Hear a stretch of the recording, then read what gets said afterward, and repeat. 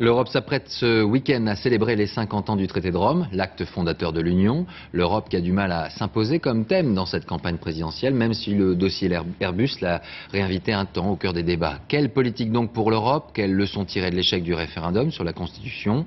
Le point de vue des candidats avec Jean-Paul Chapelle. Celui ou celle qui remplacera Jacques Chirac lors du prochain sommet européen aura un problème urgent à résoudre: comment sortir l'Europe de la crise dans laquelle elle se trouve depuis le non français à la Constitution.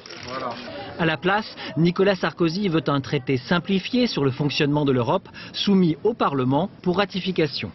Ségolène Royal, elle, souhaite qu'un volet social soit rajouté au texte, mais soumis à référendum. Quant à François Bayrou, il veut un texte court, lisible, compréhensible par tous, soumis aussi à référendum. Seul le peuple lui-même peut refaire ce que le peuple a défait. Autre clivage, la Turquie a-t-elle vocation à entrer dans l'Union européenne? Cette fois, Nicolas Sarkozy et François Bayrou sont sur la même position, contre. Réponse plus prudente de Ségolène Royal: pas question de fermer la porte pour l'instant.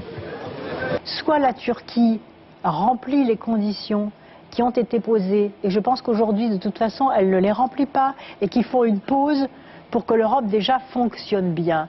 Et en même temps je pense que ce serait une erreur de rejeter la Turquie parce que c'est la Turquie. À l'extrême droite, Jean-Marie Le Pen et Philippe de Villiers sont résolument contre la Turquie.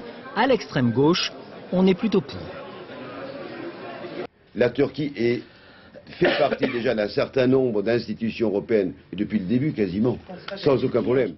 Seul point de convergence pour tous les candidats, ou presque, réclamer à la Banque Centrale Européenne et à son président Jean-Claude Trichet qu'en plus de son objectif de faible inflation, il se préoccupe aussi de la croissance et de l'emploi.